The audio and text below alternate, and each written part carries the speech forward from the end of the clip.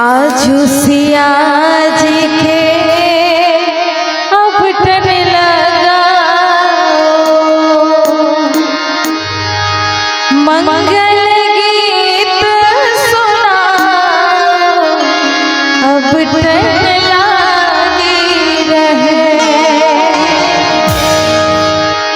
आजू सिया जी के अब टन लगा आजू सिया जी के अब टन लगा मंगल गीत सुना अब टन लागी रहे।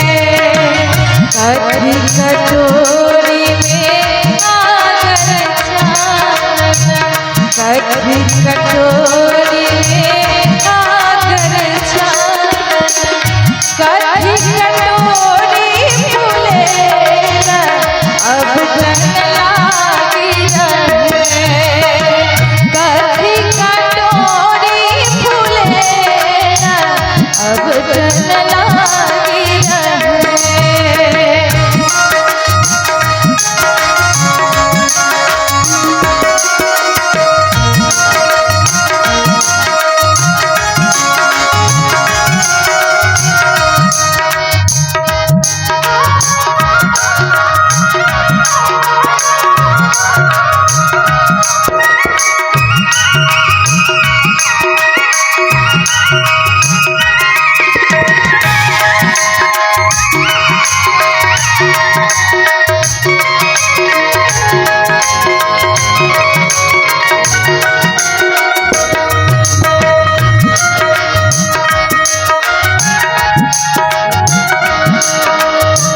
सोने कटोरी में आगर छाना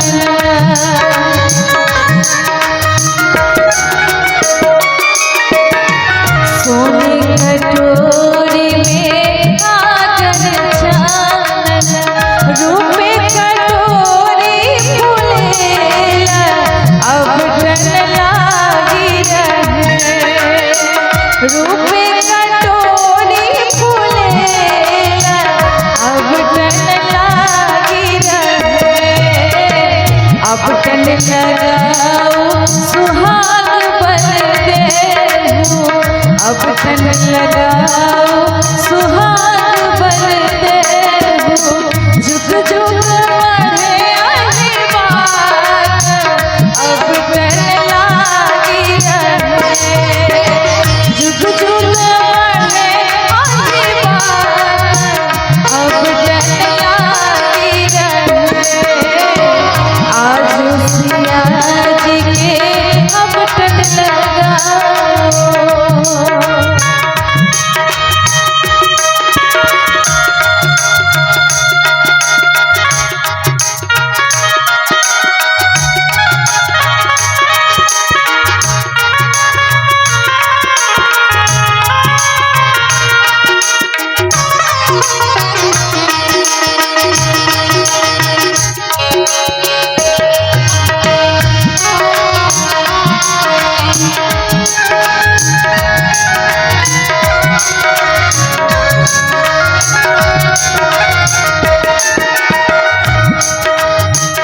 कोई जगावे कोई बजावे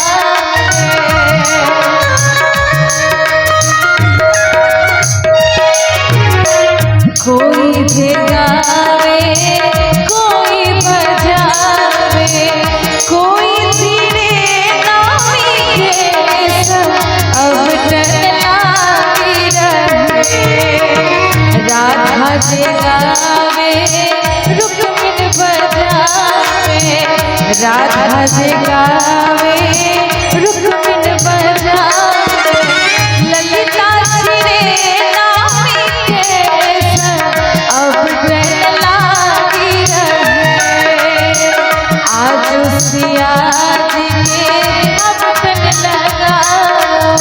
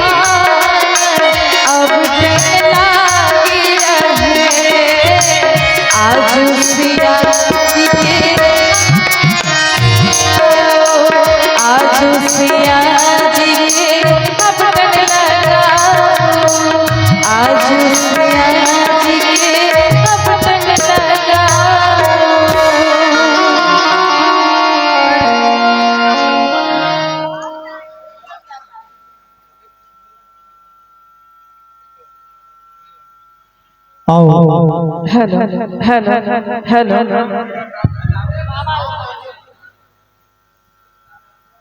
हेलो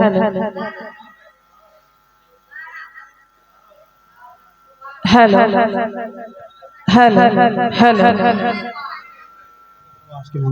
आओ एक सुंदर सन पुरस्कार सुभाष बाबू के मम्मी उनका तरफ से 51 टका के पुरस्कार आ एक और 51 टका के पुरस्कार आयल रहे हमारे समस्त कलाकार के ओर से बहुत बहुत धन्यवाद बहुत बहुत आभार। अब जो गीत अपने स्मिता जी गाबि रहल छी बुझने जाइए कि माय बहन के नीक लागि रहल है चूँकि अपने के गीत जहिना गबै छी तहिना माइयो बहन सब गाबि रहल है तो बुझने जा रहा है कि आप सुंदर सन विवाह के गीत खेल रहे हैं। आओ एक बार पुनः स्मिता झा जी की ओर चली आ रहे हैं सन सुंदर सन विवाह ढेर रास गीत सब सुनल जाए।